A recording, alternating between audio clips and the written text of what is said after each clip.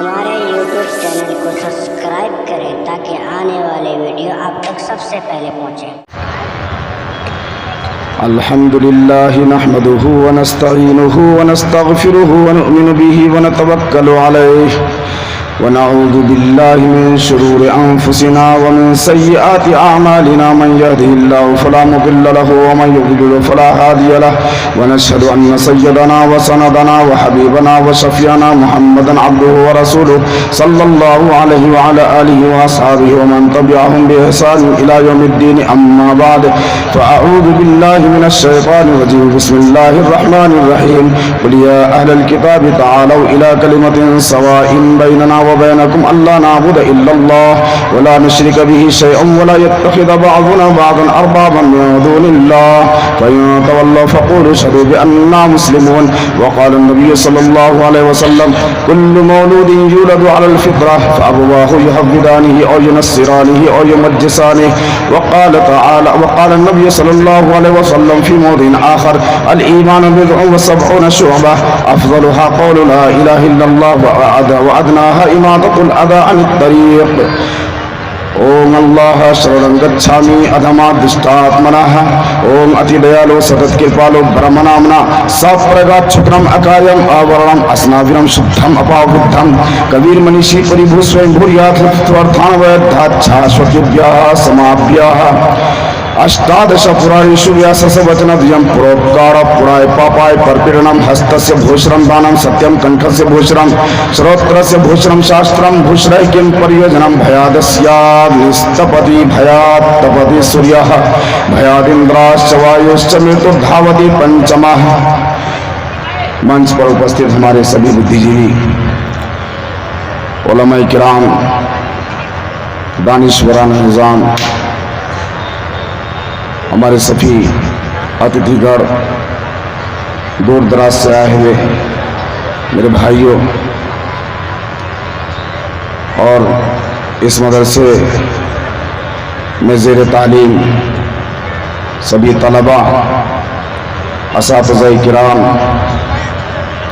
और इंतज़ामिया कमेटी सदर मोहतरम और बावक़ार नाज़िम इजलास, हम सिर्फ इस वक्त मुख्तसर तौर पर हिंदुस्तान में चल रहे हालात के तनाजुर में दो बात करेंगे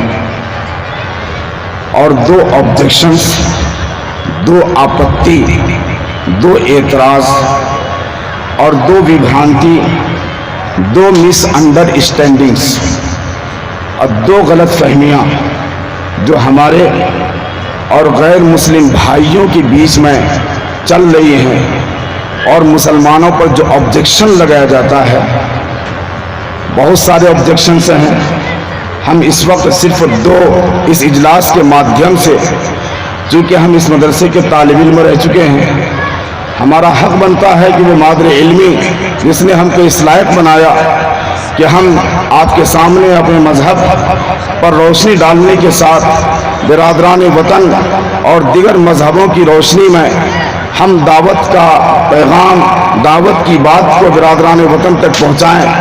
हमारा ये हक बनता है कि हम उसी मादरे इल्मी में जहाँ हमने अब तक तालीम हासिल करके ये मुकाम पाया है, हम उसी मादरे इल्म में बैठ करके उन दो इतराज़ों का जवाब दें जो दो ऑब्जेक्शंस बहुत ज़ोर शोर के साथ में मुसलमानों के बारे में किए जाते हैं, जो दो आपत्तियां मुसलमानों के ऊपर जड़ी जाती हैं। पहली आपत्ति जिसको बहुत मुनज़्ज़म बहुत ही मंसूबाबंद तरीके से मुसलमानों के बारे में अभी ये बात मुसलमानों को अपने मजहब में दाखिल करने के लिए, उनका शुद्धिकरण करने के लिए किस तरीके से मुसलमान अपने धर्म को छोड़ करके दोबारा हिंदुस्तान पर रहने वाले दूसरे, हिंदुस्तान में रहने वाले दूसरे बिरादरान वतन के धर्म में, जिसको हिंदुइज्म के नाम से जाना जाता है, जो सनातन धर्म तो बहरहाल नहीं है, इसलिए कि सनातन धर्म कुछ और कहता है, हिंदू बिरादरी कुछ और कहती है, और हिंदू बिरादरी का जो अभी धर्म ग्रंथ है वो कुछ और कहता है, रामायण कुछ और कहता है, मनुस्मृति कुछ और कहती है, वेद कुछ और कहता है, उपनिषद कुछ और कहती है, और यहाँ पर रहने वाले हमारे बिरादरान वतन की जुबान कुछ और बोलती है। हम ये समझाना चाहते हैं एक बात, पहली बात तो ये जो बहुत जोर के साथ, बहुत जोर शोर के साथ मुसलमानों के बारे में बोला जाता है, वो ये बोला जाता है कि मुसलमानों के खून में हिंदुओं का डीएनए शामिल है। अगर आप इसका डीएनए टेस्ट कीजिए तो आप उसके पूर्वजों में, आप इसके असलाफ में, आप इनके जो पिछले आबाओ अजदाद हैं उनके आबाओ अजदाद में हिंदुओं का खून आपको मिलेगा। इनके बदन में हिंदुओं का खून बोलता है, इनके बदन में श्री राम जी का खून बोलता है। आप इनको काट करके देखिए, इनके बदन में जो खून है, इनका जो डीएनए है वो श्री कृष्ण जी का खून बोलता है। आप इनके बदन में हिंदुओं का डीएनए पाएंगे। इससे साबित यह होता है कि यहाँ के मुसलमान वो बदले हैं अपने धर्म को, ये बाहर से नहीं आए हैं, और यही रह करके जो इनके पूर्वज थे अपने पूर्वजों के धर्म को छोड़ करके इस्लाम धर्म को इन्होंने स्वीकार किया है। ये बात और ये मुनज़्ज़म साजिश, ये मंसूबाबंद तरीके से मुसलमानों के खिलाफ ये बात बोली जाती है, और इसी बुनियाद पर वो ये कहते हैं हिंदुस्तान में रहना होगा तो तुमको जय श्री राम कहना होगा। और इसीलिए बसा औकात उनका ये नारा बुलंद होता है, हिंदू हिंदी हिंदुस्तान और मुल्ला भागो पाकिस्तान। ये हिंदुस्तान पर सिर्फ मुसलमानों का रहने का हक है, और मुसलमानों के अलावा किसी दूसरी बिरादरी को यहाँ रहने का हक नहीं है। मैं उनको बोलना चाहूंगा, और इस मुनज़्ज़म और इस मंसूबा बंद साजिश की बुनियाद पर उन्होंने इलाके के लोगों को खौफ और हरास में मुब्तला किया। कभी मॉब लिंचिंग होती है, कभी अभी हमारे हाफिज़े कुरान को चलती हुई ट्रेन पर जूता लात घूसे मार करके उनको कत्ल कर दिया जाता है।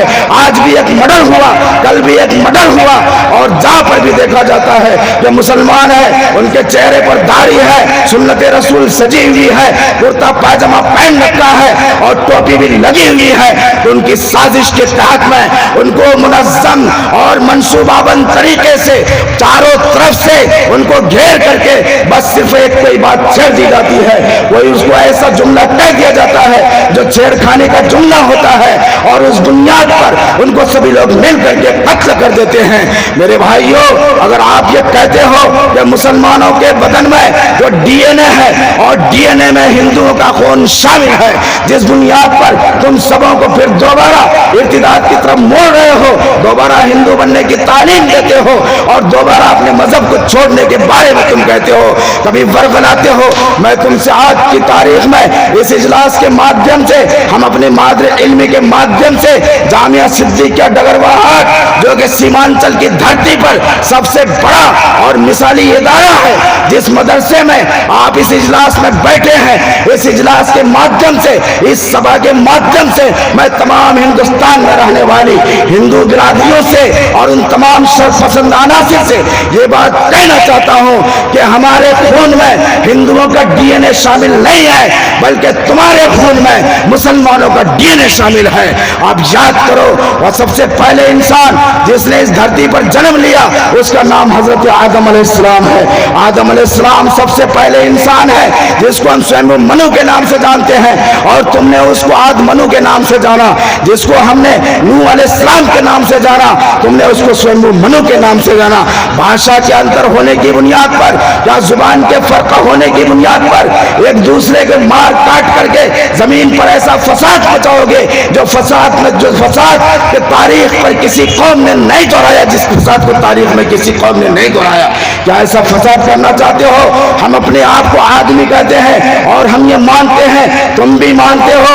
अगर तुम ये कहते हो कि मुसलमानों के खून में डीएनए का मुसलमानों के डीएनए में हिंदुओं का खून शामिल है, हिंदू का खून शामिल है, श्री राम जी का खून शामिल है, तो याद रखना, अगर तुम अपनी इस बात में सच्चे हो, आज की तारीख में अपने आप को आदमी कहना छोड़ दो। इसलिए कि हजरत आदम अलैहिस्सलाम की बुनियाद पर जो कि मुसलमान जिसको सबसे अपना पहला नबी मानते हैं, सबसे पहले इंसान है मुसलमान, और अपने आप को आदमी कहा, तो तुम भी अपने आप को आदमी कहा। मतलब ये हुआ कि हमारा जो जद्द अमजद था, हमारे जो सबसे पहले दादा थे, वो तुम्हारे भी दादा हैं और वो मुसलमान थे। अल्लाह ने उसको इस धरती पर भेजा था जब सबसे पहले इंसान मुसलमान। तो ये बता कि मुसलमानों के खून में हिंदुओं का डीएनए शामिल है कि हिंदुओं के खून में मुसलमान का डीएनए शामिल है।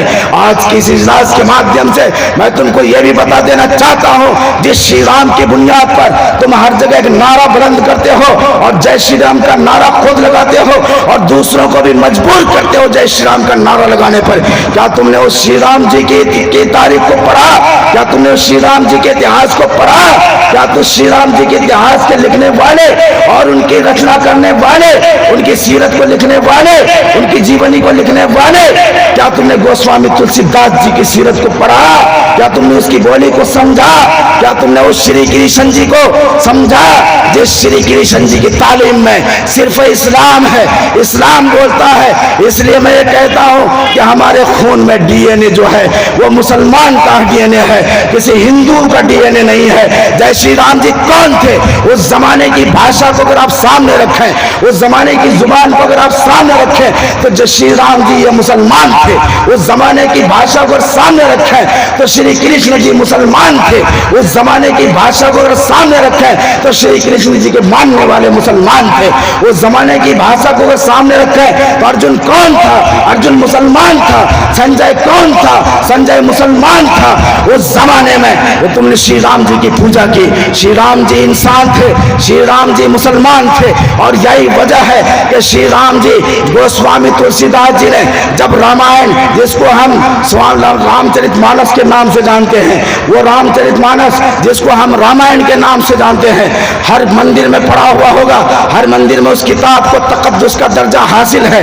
रामायण दो है, वाल्मीकि रामायण और ये कि रामचरितमानस। ये दो रामायणों में जो वाल्मीकि रामायण है वो खाली से संस्कृत में लिखी हुई है, उसको पढ़ने वाला कोई नहीं। आदि वाल्मीकि रामायण को पढ़ लो, सारी दास्तान खुल करके सामने आ जाएगी कि श्री राम जी कौन थे और हम कौन हैं। गोस्वामी तुलसीदास जी जिसने रामायण की रचना की और उसके बाद रामचरितमानस को लिखा, वो सबसे पहले ये कहते हैं, गोस्वामी तुलसीदास जी कहते हैं जो कि रामायण के मुसन्निफ हैं, वो कहते हैं कि काशी करवट बाधे सब काम, बैकुंठ वास न पइयो बिना मोहम्मद नाम। काशी भी जाना, मथुरा भी जाना, हर पर्वत पर जाना, हर पहाड़ पर जाना, सांप को भी तुम पूज लेना और बिच्छू को भी मान लेना, लेकिन याद रखना इन सब को दूर करके, जब तक तुम इन सब से दूर हो करके हजरत मोहम्मद सल्लल्लाहु अलैहि वसल्लम को नहीं मान लोगे, जब तक तुम मोहम्मद सल्लल्लाहु अलैहि वसल्लम की तालीमात पर अमल नहीं कर लोगे, तब तक तुम बैकुंठ यानी स्वर्ग में यानी जन्नत में तुम नहीं जा सकते हो।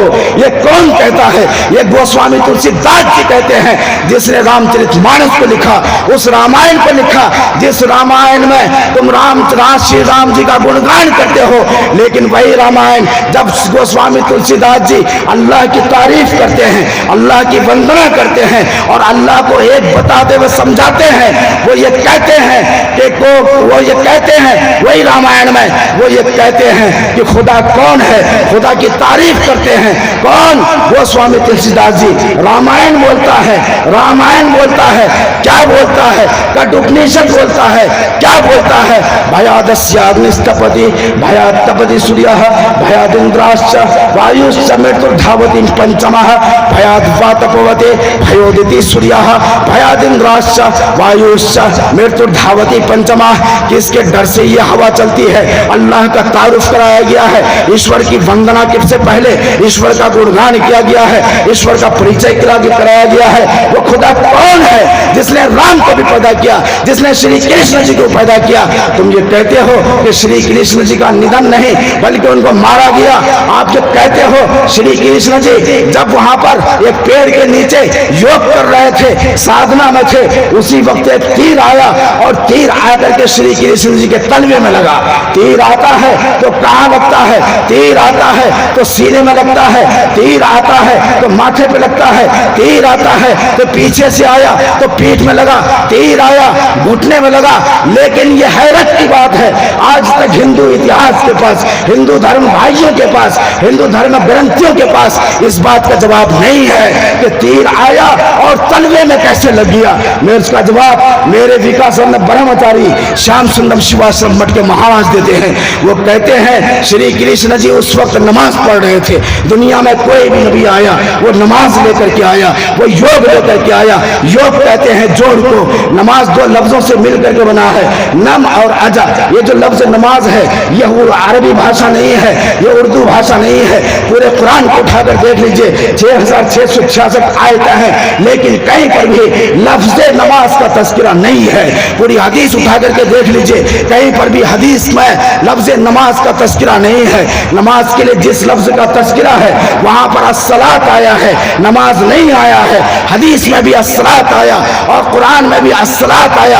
अस्सलातु अला वक्तिहा इन्नस्सलात कानत अलल मुमिनीन किताबम मौकूता, ये सब कुछ आया लेकिन लफ्ज नमाज नहीं आया। मेरे महाराज विकासानंद ब्रह्मचारी जी कहते हैं उस वक्त में अपने धर्म के अनुसार जिस धर्म का प्रचार प्रसार किया था श्री कृष्ण जी ने, अपने धर्म के हिसाब से उस वक्त में वो नमाज पढ़ रहे थे और नमाज में वो बोल रहे थे ओम सत ब्रह्मा, ओम चित ब्रह्मा, ओम एकं ब्रह्मा, ओम सच्चिद एकं ब्रह्मा, ओम सत ब्रह्मा। वो खुदा जिसने हमको पैदा किया, वो खुदा जो हमको पालता है, वो खुदा जो हमारा संहार यानी तबाह बर्बाद कर देगा हमको एक दिन, वो खुदा जिसके हाथ में हमारी फना है, जिसके हाथ में हमारी मौत है, जिसकी मुट्ठी में हमारी जान है।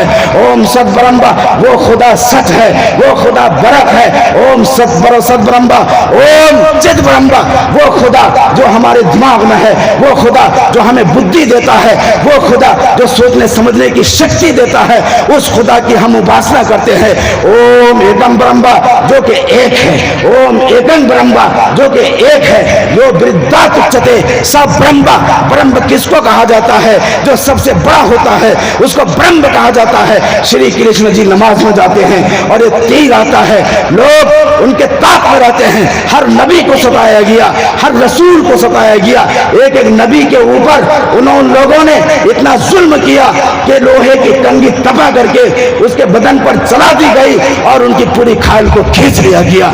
श्री कृष्ण जी को भी सताया और श्री कृष्ण जी जब सजदे में जाते हैं उस वक्त उनके दुश्मन खड़े होते हैं और तीर मारते हैं। वो दुश्मन, वो जो बियाद होता है, जो शिकारी होता है, उसके ताक में होता है और वो तीर आकर के जब ऐन सजदे में जाते हैं, आप तसव्वुर कीजिए हमारे नबी को सताया गया।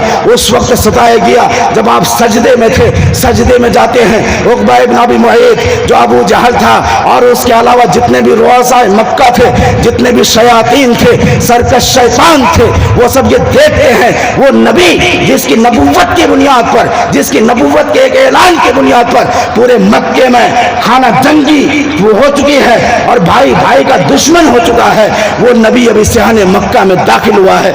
इसको सजदे में जाने दो। जैसे ही हमारे नबी सजदे में जाते हैं, वो अबू जहल, उक़बा इब्न अबी मुअय्यद, ऊंट की ओजरी जो ऊंट सवार होती है, ऊंट की ओजरी फेंकी भी होती है, गोरबत समेत उस ओजरी को ला करके उस नबी की पीठ पर रख दिया जाता है। हमारे नबी को इतना भी ज्यादा सताया गया, जितना सताया गया उसका एक जर्रा भी हम लोगों को नहीं सताया गया। श्री कृष्ण जी सजदे में जाते हैं, वो लोग मुंतजिर होते हैं जैसे ही सजदे में जाएंगे श्री कृष्ण जी को मार दिया जाएगा। और उधर श्री कृष्ण जी सजदे में जाते हैं, एक तीर आता है और तीर आकर के पांव में तलवे में लगता है। तो मेरे महाराज ने कहा अब तुम समझ लो, अगर श्री कृष्ण जी और श्री राम जी अगर किसी दूसरे की वंदना किए होते, किसी दूसरे दूसरे के आगे झुके होते तो आज वो तालीमात जो रामायण के द्वारा हम तक पहुंचाई जा रही है, अगर दूसरे को माना होता, दूसरे की पूजा की होती, तो आज उस पूज्य की, उस माबूद की, जिसकी श्री राम जी ने इबादत की थी, जिसकी श्री राम जी ने वंदना की थी, वो माबूद, वो जो बातिल माबूद था, उसका तज़किरा रामायण में भी होता, उसका तज़किरा वेदों में भी होता, उसका तज़किरा उपनिषदों में भी होता। लेकिन पूरी किताब, पूरा धर्म ग्रंथ, पूरे तमाम तर सहाइफ, तमाम तर सहीफों उठा करके देख लीजिए, कहीं पर भी उसका तज़किरा नहीं है। पता ये चला कि इन लोगों ने सिर्फ एक खुदा की इबादत की थी, बस सिर्फ नाम का फर्क है। नाम के फर्क होने की बुनियाद पर हम हिंदू हो गए, वो मुसलमान हो गए। आज की तारीख में भी मेरा साथी है, मेरा दोस्त है लखनऊ में, वो मुसलमान है, 5 वक्त की नमाज तहज्जुद के साथ में पढ़ता है, लेकिन उसका नाम कहीं पर चेंज नहीं है। उसका नाम संजय है, उसका नाम राजेश है, उसका नाम चाहे वो जो भी था, जिस धर्म में भी था, आज की तारीख में वो खुदा के सामने में सजदा रेज है, 5 वक्त की नमाजें पढ़ता है। महज नाम बदल लेने की बुनियाद पर तुम कितना मारोगे? हमारी जुबान से तुम कुछ कहलवा सकते हो, हमारे हाथ पैर से तुम करवा सकते हो, जो कुछ चाहोगे वो हमारे हाथ कर देंगे, लेकिन याद रखना हमारा दिल उस अल्लाह की मुट्ठी में है जिसने हमारे दादा को मुसलमान बना करके इस दुनिया में भेजा था। जब हमारे दादा मुसलमान और उसके बाद चलने वाली पूरी नस्ल, हजरत नूह अलैहिस्सलाम मुसलमान, हजरत वैवस्वत मनु, जिसको तुमने वैवस्वत मनु कहा, हमने उसको नूह अलैहिस्सलाम कहा, जिसको तुमने जल पलावन मनु कहा, यानी पानी की कश्ती वाले मनु, पानी का सैलाब वाले मनु कहा। ये तमाम धर्मों में है। हजरत नूह अलैहिस्सलाम का तज़किरा कुरान पाक में इस तरह आया कि नूह अलैहिस्सलाम ने अल्लाह से दुआ मांगी, अल्लाह से बद्दुआ की और पूरी कौम को गर्क कर दिया गया। वो वैवस्वत मनु, उसकी नमाज का तज़किरा तमाम तर धर्म ग्रंथों में आता है। इमाम वैवस्वत योगम प्रोक्ता बना अहम अवयम विश्वान मनवे प्राह मनुरक्षवा वैभवीत। याद रखना, इस नमाज के बारे में हमने आदम को कहा, आदम के बाद उसके पुत्र को कहा, उसके पुत्र के बाद उसके पुत्र को कहा, और ये संधि और ये जोड़, ये नमाज हम तक चली आ रही है। तो पता ये चला, जब हमारे जद्द अमजद, जो हमारे जद्द अमजद थे वो मुसलमान थे, तो तुम्हारे जद्द अमजद कौन हुए? कौन जानता है? आदम अलैहिस्सलाम ने उस वक्त में किस जुबान में लोगों को कुरान, किस जुबान में लोगों को दावत दी, जिस जुबान में भी दी, उनके जितने भी औलाद है, जितने भी बच्चे हैं, उनसे जो नस्ल चली, उनको आदमी कहा गया। अगर हमारे खून में हमारे पूर्वज का डीएनए शामिल है, तो मैं फख्र के साथ में कहता हूं, हाँ, हमारे खून में हमारे पूर्वजों का डीएनए शामिल है। लेकिन जिसको तुम हिंदू समझ रहे हो, हिंदू का डीएनए नहीं, वो मुसलमान का डीएनए शामिल है। और वो किस मुसलमान का डीएनए शामिल है? कौन सा मुसलमान था वो? कौन से मुसलमान थे और किस खुदा की इबादत करते थे?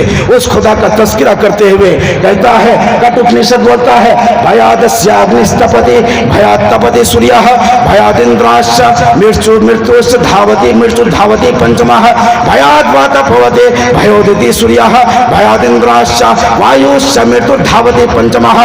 कौन सा खुदा? न तत्र चक्षुर गच्छति, न वाक् गच्छति, न मनो, न विद्मो, न बीजानिमो, यच्छ्रोत्रेण श्रीरोति, येन श्रोत्रमिदं श्रुतं तदेव ब्रह्म तन्मुद्धि नेदं यदिदं उपास्ते। खुदा कौन है? न तत्र चक्षुर गच्छति, न तत्र चक्षुर गच्छति, न वाक् गच्छति, न मनो, न विद्मो, न बीजानिमो। उसको, उस खुदा को हमारी आंखें नहीं देख सकती हैं। खुदा को जब हमारी आंखें नहीं देख सकती हैं, तो जिस खुदा को हम अपने हाथ से साकार रूप में शक्ल बनाते हैं, पेंट करते हैं, आंखें बनाते हैं, उसकी पुतली बनाते हैं, उसके बाल बनाते हैं, और क्या हम उसके अंदर भी जान डाल सकते हैं? उस खुदा को तो हमने बनाया, उसके खालिक हम हुए। लेकिन अजीब सी बात है, एक वकील अपने कोर्ट में जाकर के ऐसा लड़ता है, जमीन आसमान के कलावे मिला देता है।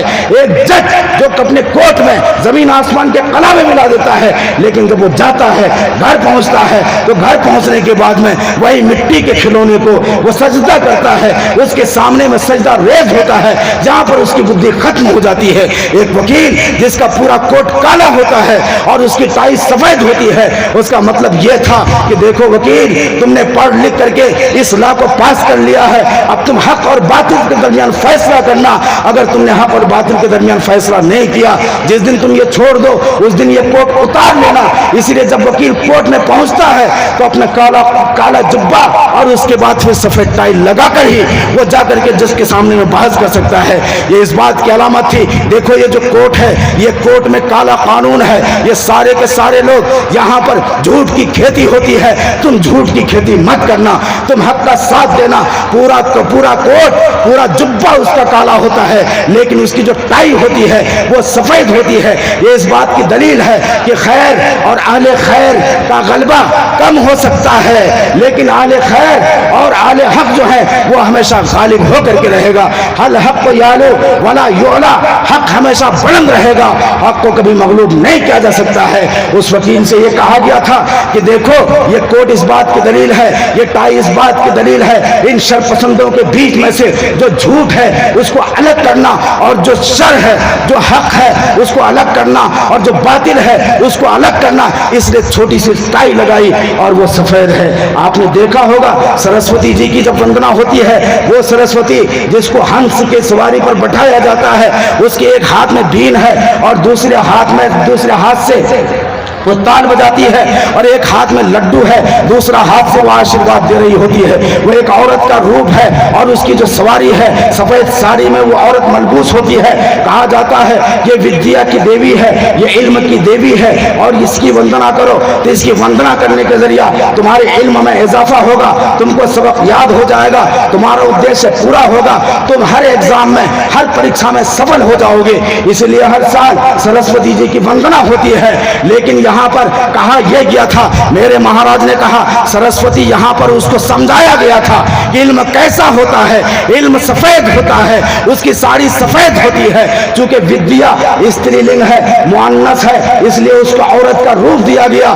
उसकी जो सवारी है वो राजहंस है, राजहंस, और राजहंस उसकी सवारी है। उस सवारी की खासियत यह है, आप राजहंस को दूध में पानी मिला करके दे दीजिए, अल्लाह रब्बुल इज्जत ने उसके अंदर वो कौन सा गुण रखा है, जिस गुण की बुनियाद पर पानी में से दूध को अलग करके वो राजहंस पी जाता है और पानी को छोड़ देता है। ये बताया गया था।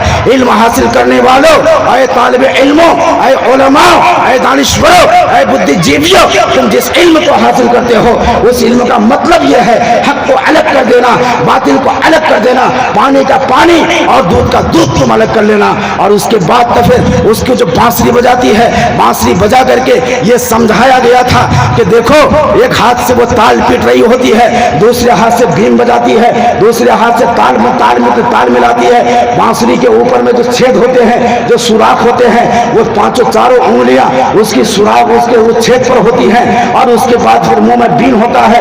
एक हाथ से बांसुरी पकड़ के रखा है। इसका मतलब यह था, यह समझाया गया था, इसकी पूजा मत करना, बल्कि जो इल्म हासिल करते हो, तुमने जिस किताब को पढ़ा है, जो अहले हक को पढ़ा है, जो हक की किताब को पढ़ा है, देखो इसको बोलना भी, इसको प्रचार प्रसार भी करना। अल्लाह के नबी सल्लल्लाहु अलैहि वसल्लम ने हज्जतुल विदा के मौका पर पूरी जिंदगी आपकी गुजर गई, लेकिन आप सल्लल्लाहु अलैहि वसल्लम ने मक्का में पैदा हुए, लेकिन सिर्फ एक हज साबित है, सिर्फ एक हज साबित है। उस हज के बाद आपने हज नहीं किया। जमाने जाहिलियत में जब आपको नबूवत नहीं मिली थी, तब आपने जो हज किया वो कैसा हज था उसका शुमार नहीं है। लेकिन आपने इस्लाम लाने के बाद, मुकम्मल कवायद के बाद, मुकम्मल कवायद की रोशनी में, अहकाम इलाहिया की रोशनी में सिर्फ एक बार हज किया। हज्जतुल वदा का, उसको हज्जतुल वदा कहा गया। उस हज्जतुल वदा के मौके पर तकरीबन 1.25 लाख सहाबे किराम को, जो आपके मानने वाले थे, उन सबको जमा करके पूछा, ऐ लोगों, ऐ मेरे मानने वालों, ऐ मेरे साथियों, ऐ मेरे रफीकों, ऐ मेरे दोस्तों, और ऐ मेरे सफर में साथ चलने वाले हम सफरों, और ऐ मेरे रफीकों, ऐ मेरे मुआविन और मददगार साथियों, क्या मैंने तुमको पहुंचा दिया जो मुझको मिला था? क्या मैंने तुमको पहुंचा दिया जो कुरान का संदेश मिला था, जो कुरान का पैगाम मिला था? क्या मैंने तुमको पहुंचा दिया? उन तमाम सहाबे किराम ने, जिसकी तादाद तकरीबन 1.25 लाख थी, सबने कहा हाँ हाँ हाँ हाँ, भला जी हाँ, क्यों नहीं, आपने हमको पहुंचा दिया। उस वक्त आपने आसमान की तरफ उंगली उठाई और कहा कि ऐ अल्लाह, तू गवाह रहना, ऐ अल्लाह तू गवाह रहना, ए अल्लाह तू गवाह रहना। और उसके बाद तो फिर लोगों से कहा कि देखो मैंने पहुंचा दिया, लेकिन जिन लोगों को जो बात हमने पहुंचाया है, अला फलयुबल्लिग शाहिद अल गायब, अला फलयुबल्लिग शाहिद अल गायब। जितने लोगों ने मेरी बात सुनी, जितने लोगों ने मेरा हुक्म सुना, जितने लोगों ने मेरी सुन्नत को देखा, मेरी सुन्नत को सुना, मेरी सुन्नत के बारे में मालूम हुआ, देखो जितने भी लोग यहाँ पर मौजूद हो, फलयुबल्लिग शाहिद अल गायब, तुम इन बातों को, इस कुरान को, इस हदीस को, इस शरीयत इलाहिया को उन तक पहुंचा देना जो यहाँ पर मौजूद नहीं है। सहाबे किराम ने वो कद्दो काविश की मेहनत की, जफाकशी के साथ अपने आप को कहीं पर डुबाया, अपने आप को कहीं पर मारा, और कोई किसी आग के हवाले हुआ, कोई जुल्म का शिकार हुआ, कोई जुल्म का निशाना बना, लड़ते पड़ते गिरते मरते हम तक वो सब पहुंचे और इस दीन को हम तक पहुंचा दिया। पहुंचा दिया कि नहीं पहुंचा दिया? ये जो सरस्वती की पूजा होती है, उस वक्त के धर्म गुरुओं ने ये समझाया था, देखो इल्म जो होता है वो इल्म ऐसा होता है, उसकी साड़ी सफेद होती है, इल्म का लिबास सफेद होता है, इल्म वाला आदमी बेदाग होता है, उसके दामन पर कभी भी कोई दाग धब्बा नहीं होता है। इसलिए उलमा और हमारे नबी ने जो कपड़ा सबसे ज्यादा पसंद किया वो सफेद कपड़ा था। उलमा का जो लिबास है वो सफेद लिबास है, दानिश्वरों का जो लिबास है, अच्छे और मुहद्दब किस्म के लोगों का जो लिबास है वो सफेद लिबास है कि कोई दाग धब्बा उस पर ना हो। लेकिन वो दाग धब्बा जो कपड़े पर हो और वो हमारे अंदर ना हो, वो सबसे बेहतर है। वो दाग धब्बा अगर हमारे अंदर पाया गया, हमारा कपड़ा चाहे कितना ही उजला होगा लेकिन हम दागदार हो जाएंगे। इदल मरऊ लम यदनस मिनल लूम इर्जुहु फकुल्लु रिदाइन यरतदीह जमीलु। एक शायर ने कहा था, इदल मरऊ लम यदनस मिनल लूम इर्जुहु। जब आदमी का कर्म अच्छा होता है, जब आदमी का कर्म अच्छा होता है, जब उसके अमाल अच्छे होते हैं, हर वो लिबास जिसको वो पहनता है, चाहे वो काला हो, चाहे वो गोरा हो, चाहे वो सफेद हो, जो भी लिबास वो पहनता है, अगर आदमी का कर्म अच्छा होता है, आदमी का कर्तव्य अच्छा होता है, वो लिबास उसको खूबसूरत मालूम होता है, वो तमाम तानो तशनी से पाक होता है। उसका जो लिबास था वो सफेद था, और सफेद का मतलब ये होता है, देखो हक के साथ न रहना, अले हक के साथ रहना, हक की बात बोलना और हक वालों का साथ देना। तावनु अलल बिर्रि वत तक़वा वला तावनु अलल इस्मि वल उद्वान, तावनु अलल बिर्रि वत तक़वा। देखो नेकी का साथ देना, तक़वा का साथ देना, और गुनाह का साथ मत देना, जुल्म और ज्यादती का साथ मत देना, और किसी जाबिर और जालिम आदमी का साथ मत देना। उनसुर अखाका जालिमन और मजलूमन, तुम्हारा भाई चाहे वो जालिम हो चाहे वो मजलूम हो, हर एतबार से उसका साथ देना। जालिम का साथ देना यह है, अगर वो जुल्म करने के लिए जा रहा हो उसका हाथ पकड़ के रोक दो, मेरे भाई ये जुल्म मत कर। एक हमारे महाराज ने कहा, ये जो रूह है, रूह के बारे में तुम जानते हो, ये रूह क्या है? आपसे पूछा गया था, या सालून कानिर रूह कुलिर रूह मिन अम्रि रब्बी। हमारे महाराज ने कहा, हमारे नबी ने जवाब दिया, जब उनसे पूछा गया कि तुम तो रूह के बारे में बताइए आप कि रूह किसको कहते हैं, या सालून कानिर रूह, रूह के बारे में बताइए कि रूह क्या है, आत्मा क्या है। उस वक्त हमारे नबी ने जवाब दिया, जो कि कुरान ने कहा, कुलिर रूह मिन अम्रि रब्बी, ए नबी आप कह दीजिए रूह अम्र रब में से है, मेरे रब का हुक्म है। तुमको पता है, आपने ये नहीं कहा रूह कोई तख्लीक की हुई कोई चीज है, आपने ये नहीं कहा रूह मखलूक है या गैर मखलूक है, बल्कि सिर्फ इतना कहा कि रूह मिन अम्र रब्बी, रूह मेरे रब का हुक्म है, मेरे रब के हुक्म में से है। मैंने कहा कि उसने जवाब दिया, हमारे नबी ने जवाब दिया, उस वक्त जवाब दिया, लेकिन एज ए महाराज, आप एज ए महाराज जवाब दीजिए कि आत्मा किसको कहते हैं। आदमी मर जाता है, आत्मा ऊपर चली जाती है, और आदमी का शरीर, पार्थिव शरीर, वो नीचे रह जाता है, उसकी लाश रह जाती है, मिट्टी रह जाती है, और उसके बाद तो फिर ये कहा जाता है अगर कोई मर गया, उसकी मिट्टी आई या नहीं आई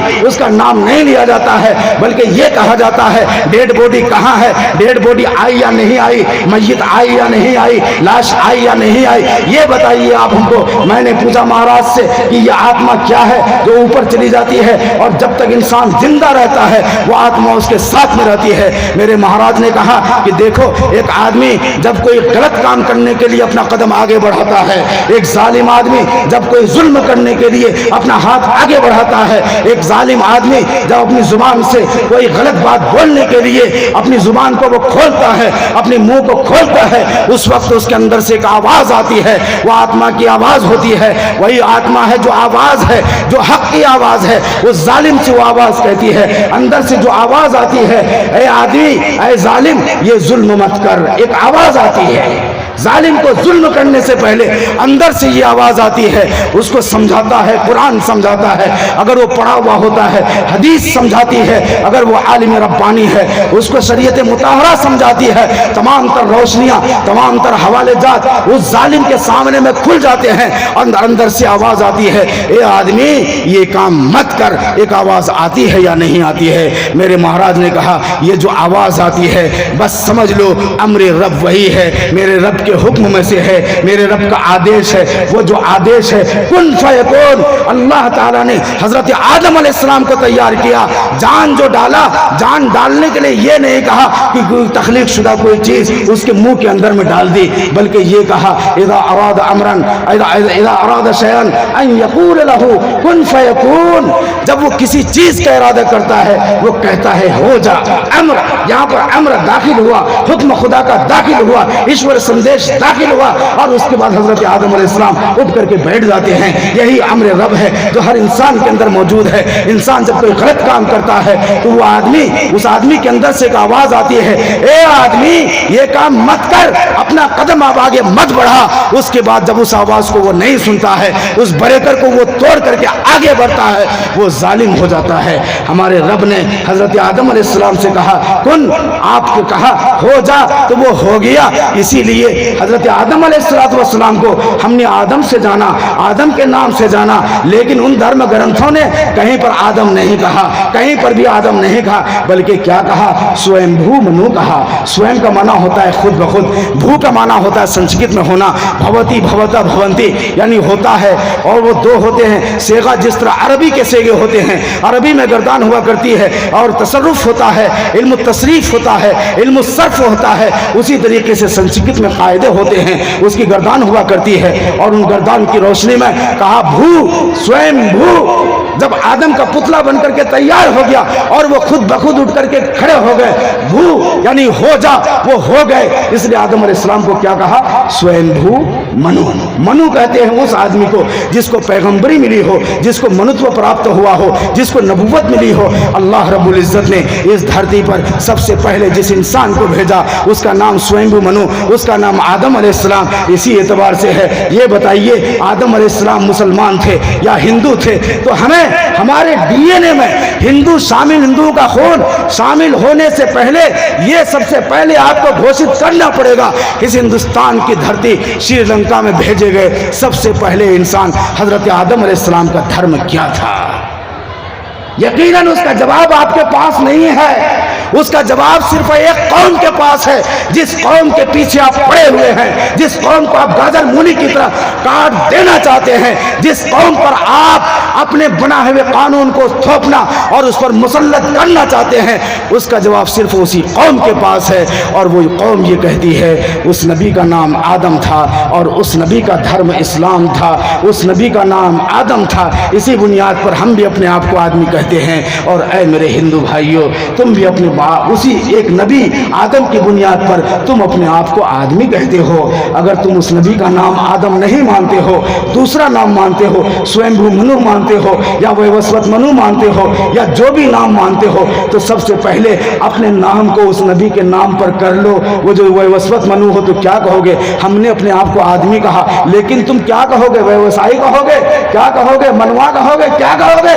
तुम्हारे पास इसका जवाब नहीं है। अगर जवाब है तो सिर्फ हमारे पास है, कुरान के पास है, हदीस के पास है और शरीयत इस्लामिया के पास है और उस नबी के पास है जो हमारा भी नबी, तुम्हारा भी नबी। हमारे शायर ने कहा मीठे मीठे नबी, हमारे नबी, तुम्हारे नबी, सबके नबी, हम सबके नबी, हमारे मीठे मीठे नबी। कितने हैं वो मीठे मीठे नबी? एक बार पढ़िए, अल्लाहुम्मा सल्ली अला मुहम्मद व अला आलि मुहम्मद कमा सल्लैता अला इब्राहीम व अला आलि इब्राहीम इन्नका हमीदुम मजीद। अल्लाहुम्मा बारिक अला मुहम्मद व अला आलि मुहम्मद कमा बारकत अला इब्राहीम व अला आलि इब्राहीम इन्नका हमीदुम मजीद। तो मेरे भाइयों, यहाँ पर आप आइए, उस नबी का धर्म क्या था। 3 मिनट और बाकी रह गए हैं। 3 मिनट में हम अपनी बात को बस बहुत ज़्यादा समेट करके 7:30 बजे अजान होना है। वो पहले नबी का धर्म क्या था? क्या उस पहले नबी का धर्म सनातन धर्म था? क्या उस पहले नबी का धर्म हिंदू धर्म था? कि अपने आप को ये कहते हो मुसलमानों के बारे में कि उनके डीएनए में उस हिंदू का खून शामिल था? उस नबी का जो धर्म था वो इस्लाम था, वो इस्लाम था, वो इस्लाम था। सिर्फ जुबान का फर्क है। उस नबी का नाम सिर्फ इस्लाम था, मुसलमान था, और उस नबी का खून हमारे डीएनए में शामिल है। सिर्फ जुबान के अंतर होने की बुनियाद पर, सिर्फ जुबान अंतर होने की बुनियाद पर हम एक दूसरे से लड़ बैठे। आइए देखिए उस खुदा की, उस नबी की तालीमात क्या थी। वो नबी कहता है भयादस्याग्निस्तपति भयात तपति सूर्य भयादिंद्रा सवायुश्चमर्तुर्धावति पंचमः। खुदा हमारा वो है, खुदा तुम्हारा भी वो है, खुदा तमाम जमाने वालों का वो है, खुदा पूरी कायनात का वो है। भयादस्याग्निस्तपति, जिसके भय से आग में जलाने की सलाहियत पैदा होती है, आग के अंदर गर्मी पैदा हो जाती है। खुदा वही है, खुदा वो है जिसके डर से, जिसके भय से सूरज उगता है और जिसके भय से सूरज डूबता है। खुदा वो है जिसके डर से, जिसके खौफ से, जिसकी दहशत से, जिसकी दहशत से मौत का फरिश्ता हमारी रूह को कब्ज करता है, बारिश का फरिश्ता बारिश को नाजिल करता है, कराता है। और जिसके भय से, जिसके डर से, जिसके खौफ से, जिसकी दहशत से आसमान वाले तमाम फरिश्ते, जिनको जिस निजाम में रखा है, अन्न वाला फरिश्ता, रोजी वाला फरिश्ता, जितने भी फरिश्ते हैं, सारे के सारे फरिश्ते अपने अपने काम पर लगे हुए हैं। हमारा खुदा तो वो है, खुदा वो है जिसके डर से पत्थर भी, पत्थर के अंदर में शगाब पैदा हो जाता है, पत्थर फट जाता है। इसी को कुरान ने कहा सुम्मा क़सत क़ुलूबुकुम मिन बादि ज़ालिक फ़हिय कल हिजारा औ अशद्दु क़स्वा व इन्न मिनल हिजारति लमा यतफ़ज्जरु मिनहुल अनहार व इन्न मिनहा लमा यशक़्क़क़ु फ़यख़्रुजु मिनहुल मा व मल्लाहु बिग़ाफ़िलिन अम्मा तअमलून। सुम्मा क़सत क़ुलूबुकुम मिन बादि ज़ालिक, जब तुमने खुदा को नहीं माना, और इतना नहीं माना, इतना नहीं माना कि तुमने अपने दिल से उतार करके फेंक दिया, और उसके बाद जब तुम्हारे दिल सख्त हो गए, सुम्मा क़सत क़ुलूबुकुम मिन बादि ज़ालिक, कुफ्र के बाद, शिर्क के बाद जब खुदा को तुमने नहीं माना, तुम्हारे दिल सख्त हो गए। सुम्मा क़सत क़ुलूबुकुम मिन बादि ज़ालिक फ़हिय कल हिजारा, और इतने सख्त हुए, इतने सख्त हो गए, पत्थरों की तरह हो गए। लेकिन याद रखना व इन्न मिनल हिजारति लमा यतफ़ज्जरु मिनहुल अनहार, बास पत्थर है, पत्थर, पत्थरों में से बास पत्थर वो हैं जो आपस में फट जाते हैं। जब वो फट जाते हैं, उनमें से बास पत्थरों से पानी का चश्मा बह पड़ता है, बास पत्थरों से दरिया और नहर जारी हो जाती है। व इन्न मिनल हिजारति लमा यतफ़ज्जरु मिनहुल अनहार व इन्न मिनहा लमा यशक़्क़क़ु फ़यख़्रुजु मिनहुल मा, और बास पत्थर वो हैं जब वो फटते हैं उससे पानी निकल पड़ते हैं। व मल्लाहु बिग़ाफ़िलिन अम्मा तअमलून, और अल्लाह तुम जो कुछ भी करते हो, तुम्हारी कारिस्तानी से, तुम्हारे कर्तव्य से, तुम्हारे कर्मों से खुदा गाफिल नहीं है। अल्लाह रब्बुल इज़्ज़त पूरी दुनिया को समझ की तौफीक अता फरमाए। और मेरे भाइयों, हमने जो कुछ सुना उसको दूसरों तक मुंतकिल करने की तौफीक अता फरमाए। अल्लाह हम सबको कहने सुनने से ज़्यादा अमल की तौफीक नसीब फरमाए। व आखिर दावाना अनिल हम्दुलिल्लाहि रब्बिल आलमीन। हमारे YouTube चैनल को सब्सक्राइब करें ताकि आने वाले वीडियो आप तक सबसे पहले पहुंचे।